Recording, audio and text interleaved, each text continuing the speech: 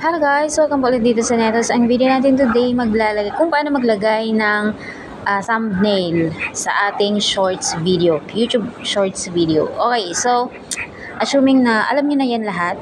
Ayan, mag-upload na lang tayo. So ayan, may napili na pa akong video. Tap ko yung next. I-upload na lang natin. Okay, so kung makikita nyo po dito sa di ba ito na yung malapit, i-upload na lang natin. So itatap na lang yung upload shorts, uploaded na yan. Ma-upload na yan. So dito po sa video, yung pencil, itap natin yung pencil. Okay, so tapos pipiliin nyo po. Tingnan nyo po itong dinadrag ko sa baba.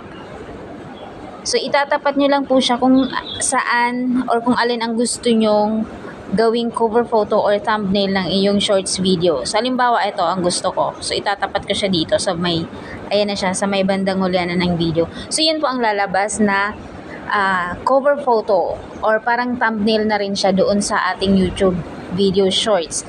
Hindi naman po talaga kasi pwedeng kagaya ng sa long video na pwede mong i-edit tapos pwede kang maglagay ng thumbnail. So, sa shorts po, hindi.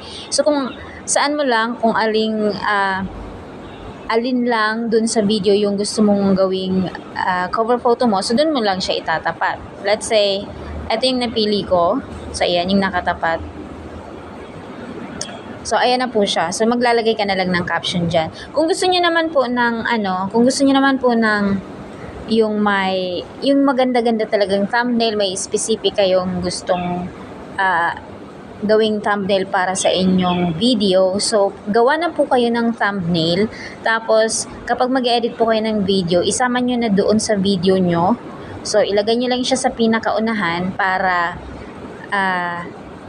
let's say, kapag in-upload nyo po, ganyan. So, pipiliin nyo na lang. So, ilalagay nyo lang doon sa unahan.